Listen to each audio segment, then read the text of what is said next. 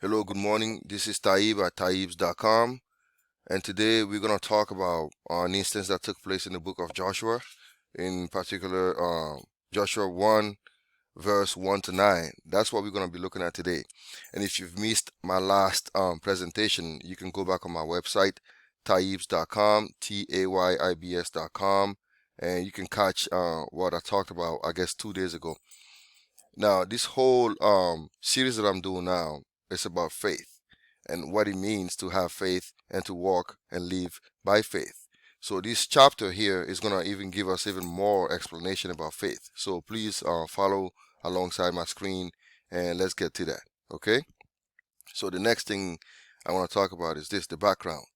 Now, after Moses' death, the role of leadership of the people of Israel was given to his assistant Joshua, and he had been following Moses wherever he went. So he saw firsthand what was happening with Moses, and he saw the relationship between Moses and God at the time. So he was witness of that, and because he was a witness of it, and because he was chosen by God Himself, he took on the role of leadership because he was appointed by God to do that. So now we're going to look at the verses, Joshua 1, verse 1 to 8, and we're going to see what God said to Joshua once Moses was dead. Let's go on to the next screen and we're going to read that.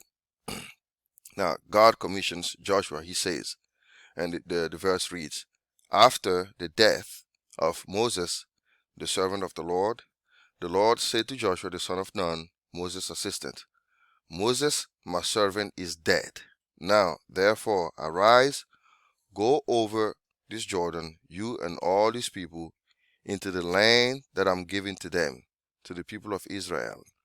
Every place that the sole of your foot will tread upon, I have given to you, just as I promised to Moses. From the wilderness and this Lebanon, as far as the great river, the river Euphrates, all the land of the Hittites, to the great sea toward the going down of the sun, shall be your territory. No man shall be able to stand before you all the days of your life. Just as I was with Moses, I will be with you. I will not leave you or forsake you. Be strong and courageous, for you shall cause these people to inherit the land that I swore to their fathers to give them. Only be strong and very courageous, being careful to do according to all the law that Moses my servant commanded you. Do not turn from it to the right hand or to the left, that you may have good success wherever you go. This book of the law shall not depart from your mouth, but you shall meditate on it day and night, so that you may be careful to do according to all that is written in it. For then you will make your way prosperous, and then you will have good success. Have I not commanded you? Be strong and courageous. Do not be frightened, and do not be dismayed, for the Lord your God is with you wherever you go. Now that we've read the charges the Lord gave to Joshua, let's ask ourselves a couple of questions. The first question is this: if you were Joshua, how would you feel knowing that God just gave you all these charges and these commands and the do's and the don'ts? And do this, Joshua. This is what I want you to do. I want you to take the people from here. I want you to take them over there. And I want you to do everything that Moses has commanded you. All these things God is saying to you, and He's commanding you to do so. Now, when I hear these things, I'm thinking, if I was Joshua, I would feel nervous, anxious, overwhelmed with the task at hand. Not sure if I could carry out all the demands and the charges, because this is a lot, man. He's taking on the role of a leader, and God is telling him all these things to do.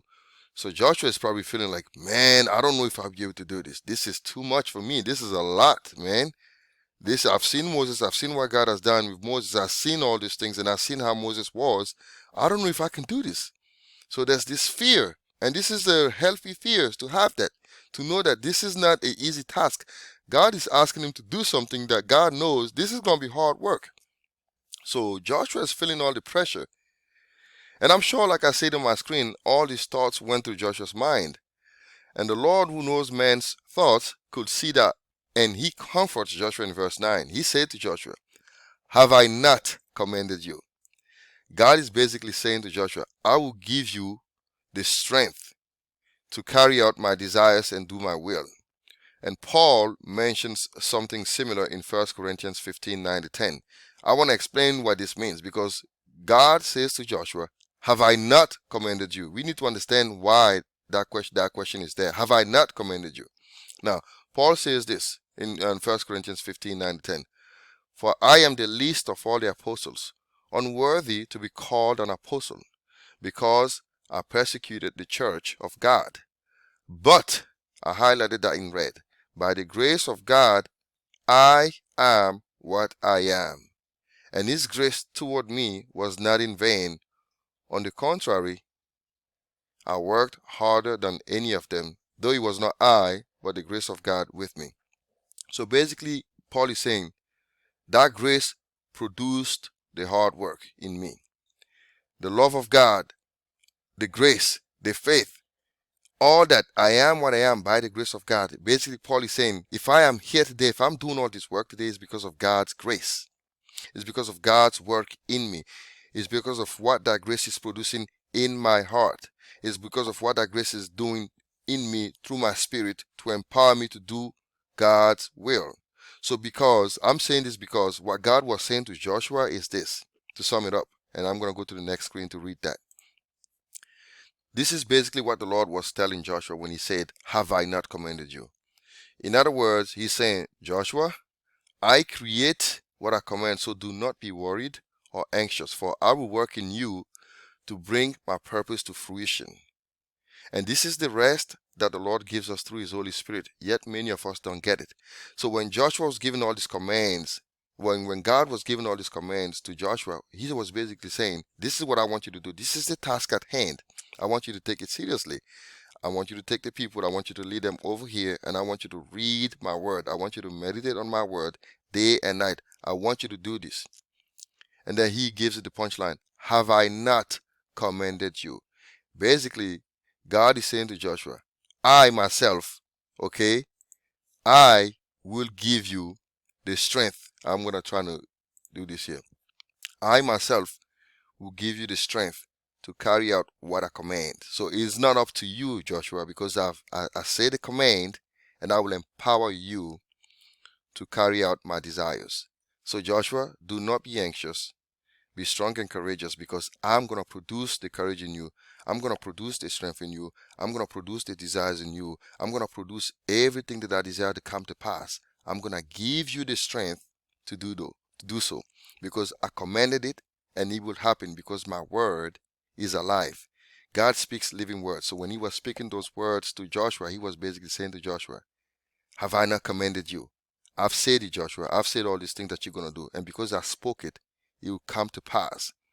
So rely on me, Joshua. Don't try to do this in your own strength. This is what God was saying to Joshua. Have I not commanded you? I commanded it. I create what I command. The same way Paul said, I am what I am by the grace of God. I've worked harder than all the apostles, yet not I, but the grace of God in me. So the grace of God is what produces that by faith. So God speaks the word, and it happens in our hearts. Do you understand that? It's critical that we understand that, because we have to obey God's command. But because we obey God's commands, because when God commands something, it happens.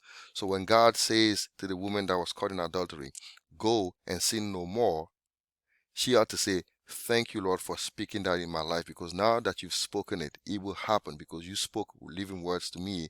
And by faith, my spirit will take those words, and those words will transform my heart to be like you, Jesus. And this is the rest of God. He produces that faith in us to believe those words, and then those words take root in our heart, and we become what God speaks. Okay? So I hope this helped you guys out. Okay, have a wonderful day, and stay blessed. Thank you.